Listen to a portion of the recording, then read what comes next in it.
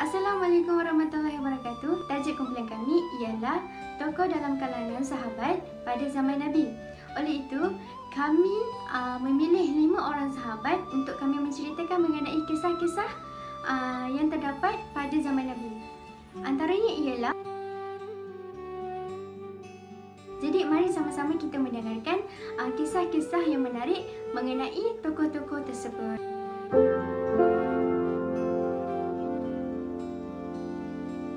Yang pertama ialah Bilal bin Rabah. Kalau kita sebut saja nama Bilal, kita tahu yang Bilal ini merupakan seorang muazzin pertama yang dipilih oleh Nabi Muhammad SAW. Bilal ini mempunyai suara yang sangat merdu sehingga penduduk di Madinah sangat-sangat terpegun dengan suara beliau.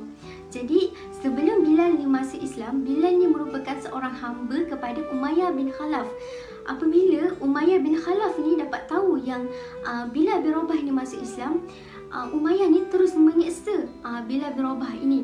Siksaan yang diberikan oleh Umayyah kepada Bilal sangat-sangat takut dan sangat-sangat seksa, di mana di dada Bilal bin Rabah diletakkan batu yang sangat besar dan Bilal diheret di bawah tengah matahari yang panas dekat padang pasir. Jadi boleh bayangkan tak kalau kulit kita terkena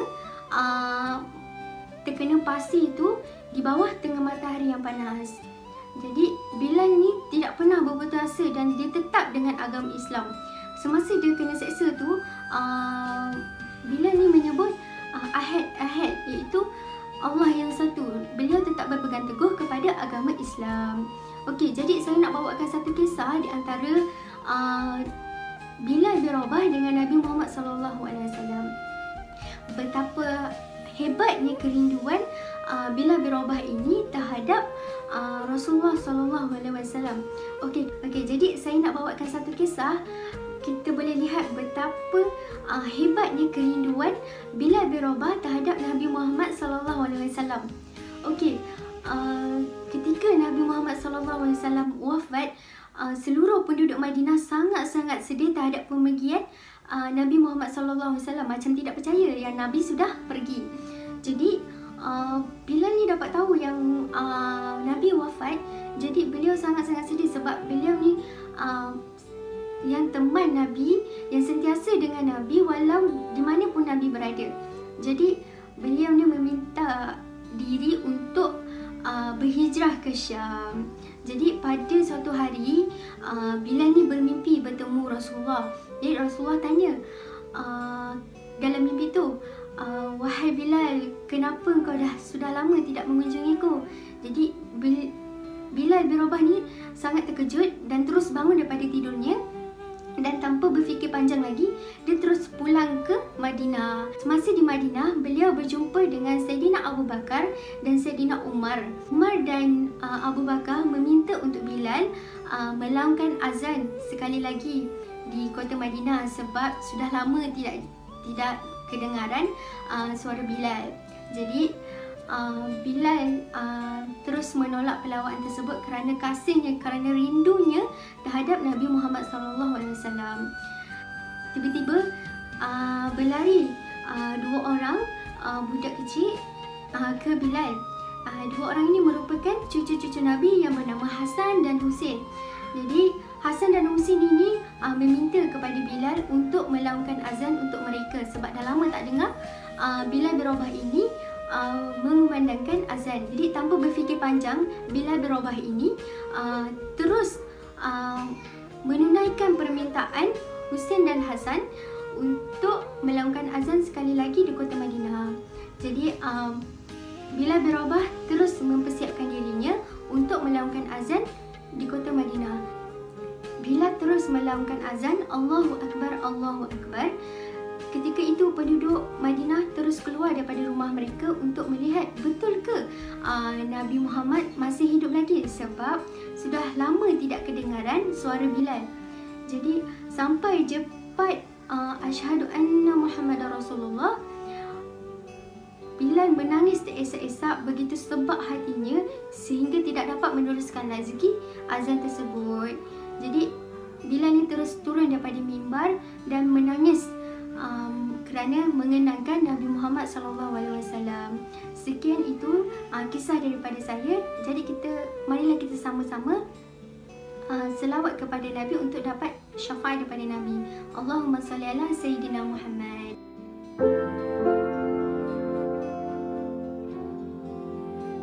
Assalamualaikum.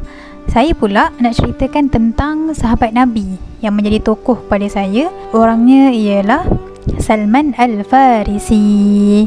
Okey, kalau korang ingat kisah tentang perang Khandaq, ada seseorang mencadangkan untuk gali parit, dan kesan daripada itu perang Khandaq orang Islam menang, betul tak? Jadi orang yang mencadangkan ni lah orangnya Salman Al-Farisi. Hebat tak hebat Salman Al-Farisi ni? Okey, tapi sebenarnya saya bukan nak cerita pasal perang Khandaq, tapi nak cerita tentang kehidupan, bagaimana Salman Al-Farisi ni boleh menjadi inspirasi kepada korang semua. Sebab kisah hidup dia ni lah menjadi inspirasi kepada saya juga. Okey, kisah dia adalah kisah Salman Al-Farisi ni sebagai pemburu kebenaran. Dia berusaha untuk mencari kebenaran tentang apa? Tentang agama. So, kisah Salman Al-Farisi ni, dia ni adalah seorang yang orang kuat menyembah agama Majusi. Sebab dia dibesarkan oleh ayah dia yang memang orang kuat menyembah agama Majusi, orang yang sembah api. Ayah dia ni didik Salman Al-Farisi ni daripada dia kecil lagi, dan memang ayah dia tak nak pun dedahkan kepada Salman Al-Farisi ni tentang kewujudan agama-agama lain. Ayah dia memang didik daripada kecil, kau memang kenal agama Majusi je. Macam tu kisah dia. Lepas tu nak jadikan cerita, Salman Al-Farisi ni dia terlalu depan gereja agama Nasrani. Dia tengok, lepas tu dia pun tengok, dia tengok, dia intai. Lepas tu Salman Al-Farisi ni cakap, demi Tuhan, sesungguhnya agama ini adalah lebih baik daripada agama aku. So maksudnya Salman Al-Farisi ni dia cakap agama Nasrani adalah lebih baik daripada agama Majusi. Lepas tu Salman Al-Farisi ni pun tanyalah dekat orang-orang yang dalam gereja tu kan. Dia tanya, agama ni datang daripada mana? Lepas tu orang dalam gereja tu pun cakap, agama ni datang daripada negeri Syam. Lepas tu dengan semangat, dengan yang nak bawa kebenaran yang baru kepada family dia, dia pun cakap tentang agama Nasrani ni dekat ayah dia. Lepas tu apa yang jadi? Mana tak mengamuknya ayah dia, bawa balik dia tiba agama baru kan. Dah lah ayah dia memang tak nak dedahkan anak dia ni dengan agama yang baru. Pak anak dia bawa balik tentang agama baru. Mengamuk ayah dia ni, apa yang dia buat? Dia kurung Salman Al-Farisi, dia ikat Salman Al-Farisi ni. Lepas tu Salman Al-Farisi ni dia berjaya melepaskan diri. Dia nak lari ke Syam sebab dia dapat tahu kan yang agama Nasrani tu datang daripada Syam.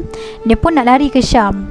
Tujuan dia nak cari kebenaran, dia nak cari ketua pendeta yang dekat gereja tu. Lepas tu dia nak jadi khadam kepada ketua pendeta tu. Malangnya bila dia jumpa ketua pendeta ni yang dekat sebuah gereja dekat Syam ni, dia kecewa sebab ketua pendeta yang dia jumpa ni ketua pendeta yang jahat, yang zalim.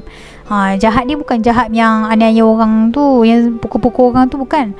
Dia mengumpul harta-harta yang orang sedekahkan tu, dan dia tak bagi kepada orang yang susah. Dia tak bagi pada orang yang memerlukan lah.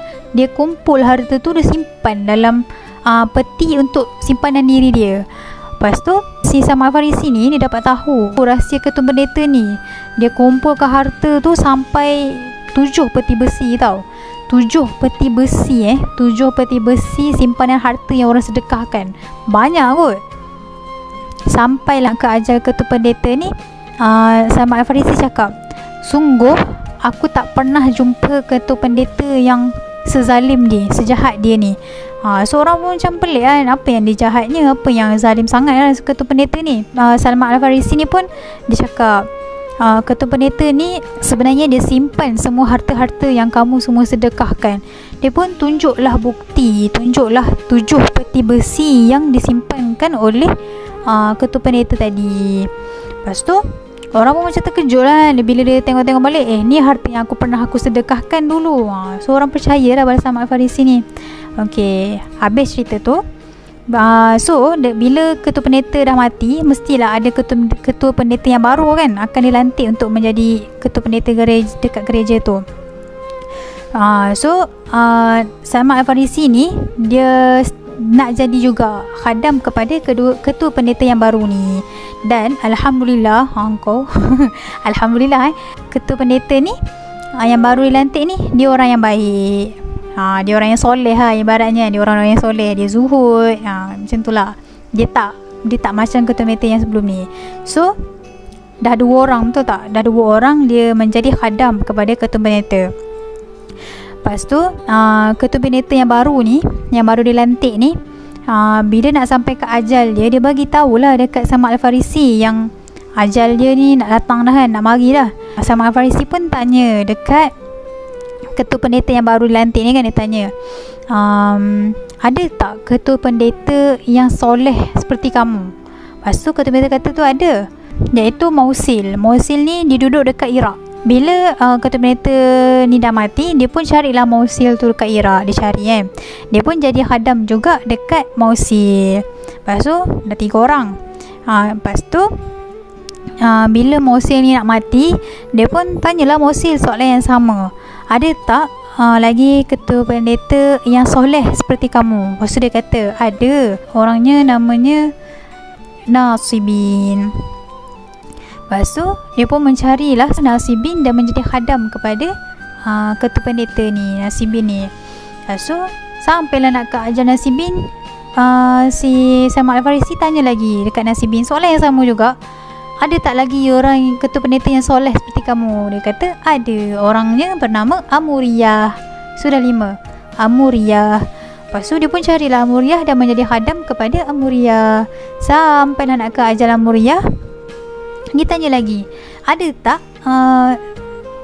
ketua pendeta yang soleh seperti kamu? Lepas tu apa yang Amuriyah dijawab? Dia kata, aku tidak mengetahui mana-mana lagi pendeta yang soleh seperti dia. Tapi ketahuilah bahawa sudah dekat masa tibanya kebangkitan seorang Nabi di tanah Arab yang mewarisi agama Nabi Ibrahim. Dia akan berhijrah dari tanah air ke tanah yang mempunyai banyak pohon tamar. Dia memiliki tanda-tanda yang jelas, iaitu tidak menerima sedekah tetapi menerima hadiah. Dia juga memiliki tanda kenabian di antara 2 bahunya. Itu pesanan terakhir pendeta Amuriyah ni kepada Salman Al-Farisi. Maka lepas pendeta tu mati, Amuriyah ni mati, Salman Al-Farisi dengan excitednya pun dia pun nak pergilah tanah Arab nak cari Nabi ni kan. Lepas tu dia ikut para pedagang. Tapi malang yang nak cerita ni, pedagang yang dia ikut ni tak baik lah, dia jahat. Sebab dia jual Salman Al-Farisi kepada orang Yahudi. Lepas tu orang Yahudi ni pun bawalah Salman Al-Farisi ni dan diminta untuk menjaga kebun orang Yahudi Bani Quraizah. Lepas tu Salman Al-Farisi ni pun jadi hamba, dia jagalah kebun tamar milik Yahudi Bani Quraizah ni. Lepas tu satu hari si Salman Al-Farisi ni dia terdengar perbualan tuan dia tentang ada seorang pemuda yang datang ke tanah Arab bawa ajaran baru. Kalau kita ingat balik tadi pesanan Amuriyah, dia beritahu ada seorang Nabi yang akan datang. Dia tidak akan menerima sedekah, dia akan terima hadiah. Lepas tu dia ada sesuatu tanda dekat bahu dia. So dengan semangatnya lah time tu kan, dengan semangatnya Salman Al-Farisi ni pun dia datang dekat Nabi, dia bawa tamar dan dia kata aku sedekahkan tamar ni dekat Nabi. Lepas tu apa yang Nabi buat, dia ambil tamar tu, dia bagi dekat sahabat-sahabat Nabi yang ada dekat sekitar time tu. Lepas tu si Salman Al-Farisi pun katalah, okey, ujian pertama lulus sebab Nabi tak terima sedekah kan. Okey, lepas tu keesokan harinya Salman Al-Farisi datang lagi jumpa Nabi, dia bawa tamar tapi dia kata aku hadiahkan tamar ini kepada Nabi. Lepas tu apa yang Nabi buat, Nabi ambil tamar tu, Nabi panggil sahabat-sahabat untuk makan sekali dan Nabi makan tamar tu juga. Okey, lepas tu Salman Al-Farisi ni berkata, okey, ujian 2 lulus sebab Nabi dia terima hadiah dan dia makan juga hadiah tu. Maksudnya dia terima lah kan hadiah tu sebab dia makan tamar tu kan. Lepas tu si Salman Al-Farisi ni macam tak puas hati lagi tau. Last petanda yang ketiga, iaitu ada tanda kenabian dekat salah satu bahu Nabi. So apa yang Salman Al-Farisi ni buat, bila Nabi duk makan tu kan, si Salman Al-Farisi ni pun intai lah kan. Dia nak usah-usah tau badan Nabi kan, nak usah bahu Nabi lah. Dia usah, dia tengok, intai-intai macam tu. Ada tak tanda kenabian tu kan. Lepas tu bila kelagat Salman Al-Farisi ni macam tu kan, dia macam mencari dekat badan Nabi tu, apa yang Nabi buat, Nabi selak sedikit pakaian dia tu. Dia selak, dia tunjuk dekat Salman Al-Farisi ada tanda kenabian dekat bahu Nabi. Tanda dia tu macam mana? Tanda dia tu macam ada satu tanda macam buah apple macam tu. Tak tahulah kan, wallahualam. Apa respon Salman Al-Farisi time tu? Dia excited lah kan, sebab dia dapat tahu inilah Nabi yang selama ni dicari. Inilah kebenaran sebenar-benarnya yang selama dicari. Bayangkan daripada dia sembah agama Majusi, lepas tu dia sembah pula agama Nasrani, sampailah ke pada waktu tu akhirnya dia jumpa juga Nabi yang membawa sebenar-benarnya kebenaran. Lepas tu Nabi pun ajarlah Salman Al-Farisi ni untuk mengucap. Lepas tu dengan excitednya lah si Salman Al-Farisi ni cerita dekat Nabi perjalanan kehidupan dia, macam mana dia cari kebenaran. Yalah, daripada sembah tu kan, daripada sembah agama Majusi, lepas tu kepada Nasrani, lepas tu akhirnya jumpa pula agama Islam. Apa yang Nabi kata dekat Salman Al-Farisi ni? Nabi kata, sekalipun ditakdirkan iman itu berada setinggi bintang di langit, pasti dia akan mencapainya juga. Daripada kata-kata Nabi tadi, apa yang kita dapat bahawa Salman Al-Farisi ni adalah seorang yang pembakar semangat kepada kita untuk kita sentiasa mencari kebenaran. Kita sudah beragama Islam, tapi apa yang kita berusaha adalah untuk mencari hidayah Allah. Kita tak nafi manusia ni akan sentiasa melakukan dosa. Jadi dengan berusaha kembali kepada Allah, dengan mencari hidayah Allah, inilah adalah salah satu langkah untuk kita tinggalkan dosa tu. Seperti mana semangatnya Salman Al-Farisi ni mencari kebenaran tentang agama, begitulah juga kita untuk mencari kebenaran melalui hidayah Allah. Seperti yang dikatakan dalam Al-Quran juga, surah Al-Ankabut ayat 69, yang mana, dan orang-orang yang berusaha dengan bersungguh-sungguh pada jalan kami, nescaya kami akan memimpin mereka ke jalan-jalan kami.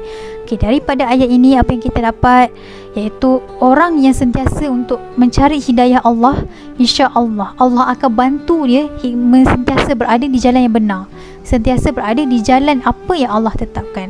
Wallahu a'lam.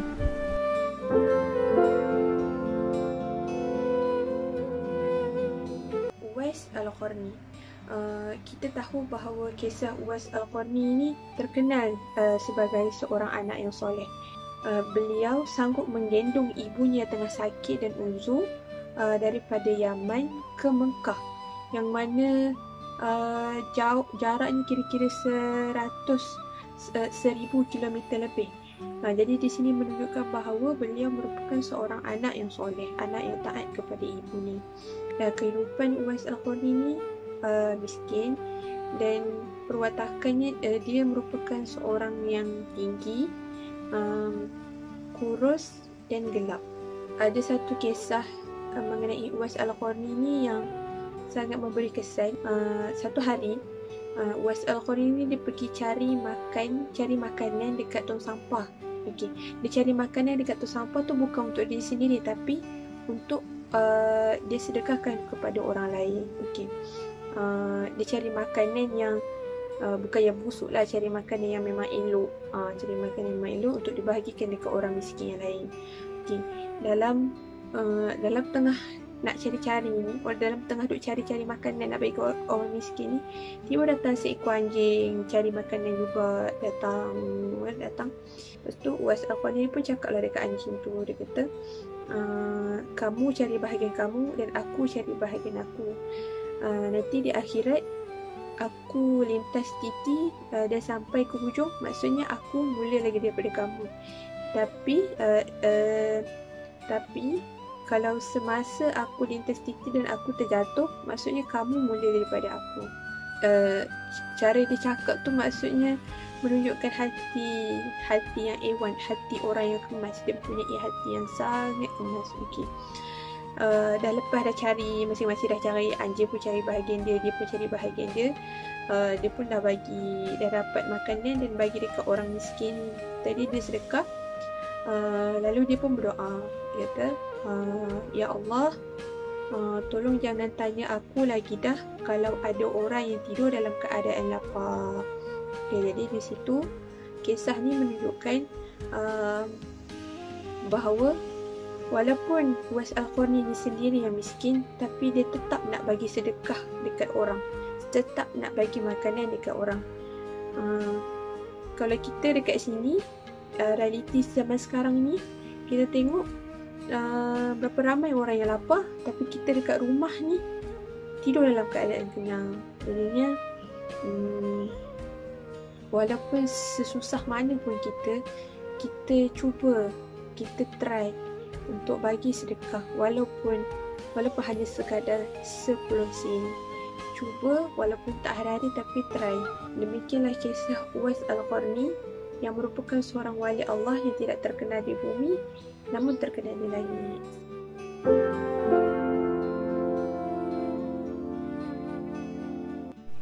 Assalamualaikum warahmatullahi wabarakatuh. Saya akan kongsikan satu tokoh keilmuan cendekiawan Islam, iaitu Muaz Ibn Jabal.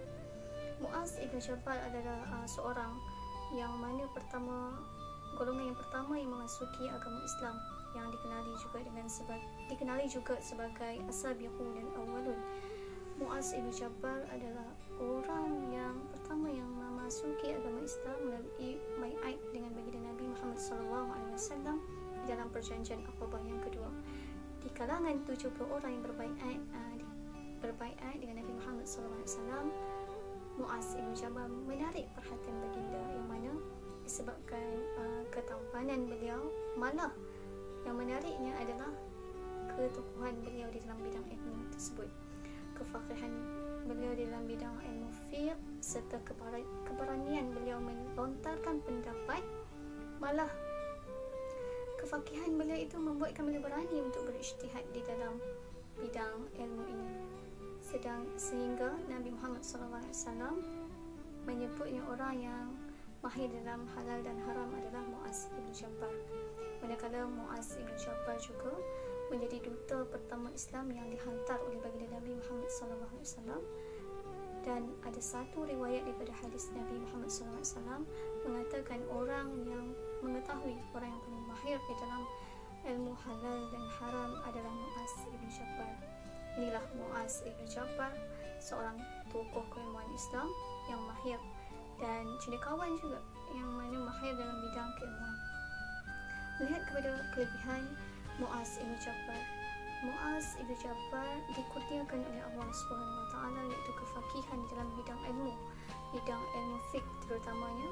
Beliau boleh mengetahui mengenai halal dan haram, yang mana terdapat dalam satu hadis riwayat Abu Muslim Al-Khawlani menceritakan bagaimana dia masuk ke dalam sebuah masjid. Di kalangannya adalah orang-orang tua, namun di tengah-tengah kalangan orang tua itu terdapat seorang pemuda yang mana giginya putih berseri. Dan beliau tertanya, siapakah pemuda tersebut? Dia bertanya kepada sahabat beliau, siapakah pemuda yang berada di tengah-tengah tersebut? Kerana dia hairan, mengapa orang-orang tua bertanyakan soalan kepada pemuda tersebut. Kawan sahabat karibnya menyebut itulah Muaz Ibn Jabal, seorang yang faqih di dalam bidang keilmuan. Manakala di dalam satu hadis daripada Hakim, diriwayatkan oleh Hakim dari Ali bin Rabah, menceritakan bahawasanya bila mana ketika Umar berkhutbah di hadapan semua manusia, dan isi kandungannya itu menyebut, siapa yang mempunyai masalah berkaitan dengan halal dan haram, maka datangilah Mu'az ibn Jabal. Hadis yang diriwayatkan oleh Hakim. Melihat kepada hadis yang diriwayatkan itu menceritakan, telah menunjukkan bahawasanya ketokohan Mu'az ibn Jabal ini memberi sumbangan yang besar dalam bidang keilmuan Islam. Bukan sahaja memberi kefahaman, serta beliau mengamalkannya dan menyebarkannya kepada masyarakat pada ketika itu yang tidak tahu mengenai ilmu fiqh, mengenai halal dan haram. Manakala terdapat juga satu hadis riwayat daripada Abdullah bin Amr daripada Imam Bukhari dan Muslim meriwayatkan bahawa Nabi Muhammad SAW berwasiat, ambillah Al-Quran ini daripada 4 orang. Yang pertama adalah Abdullah bin Mas'ud, yang kedua adalah Mu'az ibn Jabal, yang ketiga adalah Salim Maulana Abu Saifah, dan yang terakhir adalah Ubay bin Ka'ab. Hadis yang diriwayatkan oleh Imam Bukhari dan Muslim.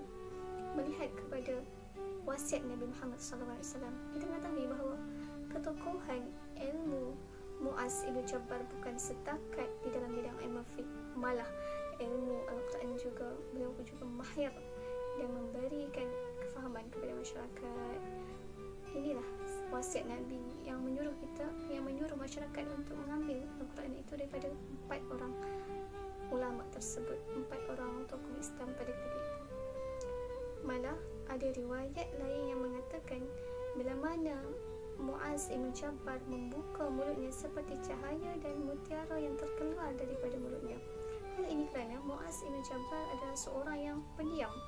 Dia tidak melontarkan apa-apa perkataan sekiranya terdapat persoalan dan pertanyaan. Ini adalah pemuda yang pendiam. Jika ada soalan, baru dia akan mengutarakannya. Dan kelebihan yang terdapat pada Umar ibn Jabal ini mampu untuk menyelesaikan sebarang masalah. Sekiranya terdapat perbezaan pendapat, beliau mampu untuk mengawal emosi serta memberikan kefahaman hakikat sebenar sesuatu ilmu itu. Mu'az ibn Jabal seorang tokoh yang terkenal dalam dunia Islam ini, sehingga kan beliau dilantik menjadi seorang pegawai Baitul Mal pada ketika itu, yang mana menguruskan pengurusan zakat, menguruskan barang-barang keperluan asas. Dan beliau juga dilantik oleh Umar menjadi pasukan bantuan ketenteraan bila mana berlaku peperangan Islam dengan Rum Basaitin. Dikatakan di dalam riwayat, Mu'az ibn Jabal ini meninggal dunia akibat dijangkiti wabak taun ketika mana beliau menggantikan Abu Ubaidah Al-Jarrah pada umur beliau di antara 33 tahun pada zaman Khalifah Umar. Dan jawatan beliau itu digantikan dengan Amr al-As. Inilah Mu'az ibn Jabal, tokoh keilmuan Islam yang memberikan manfaatnya kepada dunia peradaban Islam pada masa kini. Kerana tiadalah ulama-ulama ini, kita tidak akan mampu untuk menjadi seperti mana kita sekarang. Jadi sebagai iktibar yang patut kita contohi, amalkanlah sesuatu ilmu, gunakanlah ilmu itu sebaik-baiknya dan sebarkanlah ilmu itu supaya kita dapat membangunkan masyarakat Islam yang sempurna sebagaimana zaman hingga Nabi Muhammad SAW. Sekian, wabillahi taufiq wal hidayah. Wassalamualaikum warahmatullahi wabarakatuh.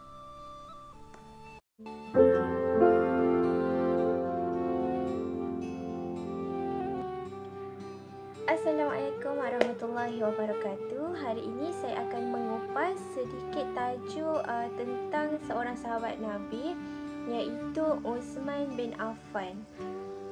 Baiklah, Uthman bin Affan merupakan seorang khalifah selepas munculnya pemerintahan Khalifah Abu Bakar As-Siddiq serta Saidina Umar bin Al-Khattab. Baiklah, Saidina Uthman bin Affan merupakan khalifah ketiga. Beliau merupakan seorang bangsawan daripada kaum Quraisy dan dari Bani Umayyah. Beliau dilahirkan ketika Nabi Muhammad sallallahu alaihi wasallam berumur 5 tahun. Beliau terkenal dengan sikap sikapnya, sifatnya yang lemah lembut, dermawan dan baik hati. Beliau merupakan salah seorang dari saudagar yang terkaya di tanah Arab, sehingga beliau digelar sebagai Al-Ghani. Selepas memeluk Islam, sebagai contohnya dalam peperangan Tabuk, beliau telah mendermakan hartanya dalam peperangan Tabuk. Beliau telah mendermakan hartanya sebanyak 950 ekor unta, 50 ekor kuda dan 1000 dinar. Begitu juga ketika umat Islam berhijrah ke Madinah, umat Islam menghadapi masalah untuk mendapatkan air minuman. Oleh itu, Sayyidina Uthman telah membeli telaga rumah dari seorang Yahudi dengan harga 20,000 dirham untuk digunakan oleh umat Islam dengan secara percuma. Seterusnya, Uthman bin Affan radhiyallahu anhu merupakan seorang yang sentiasa bersikap takwa dan juga warak, yang mana setiap tengah malam beliau melakukan perkara yang tidak sia-sia, seperti contohnya melakukan ibadah, solat, mengaji dan sebagainya. Beliau juga pada setiap tahun beliau akan menunaikan haji, serta beliau seorang yang rajin berzikir, yang mana setiap kali berzikir air matanya akan mengalir.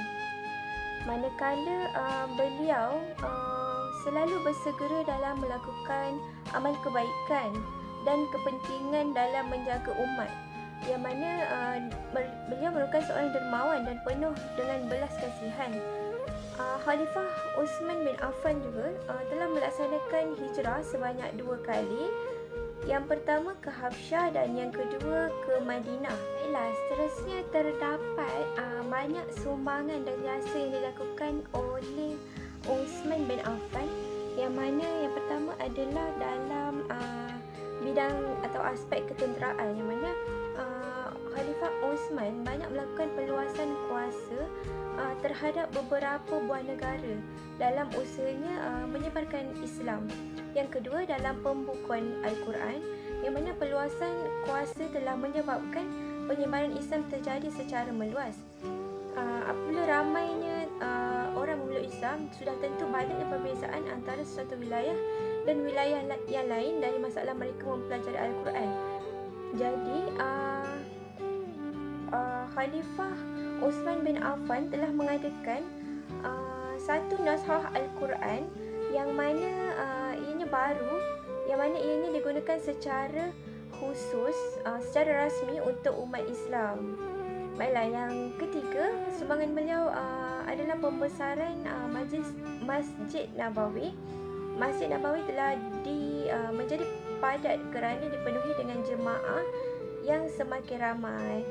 Dan yang keempat, Sayyidina Uthman bin Affan sudah tentu melakukan sumbangan, iaitu menyebarkan dakwah Islam di serata tanah Arab. Selain itu, beliau juga banyak melakukan derma terhadap umat Islam, seperti menyumbangkan beberapa ekor binatang ternakan kepada umat Islam. Itu saja daripada saya. Sekian, terima kasih.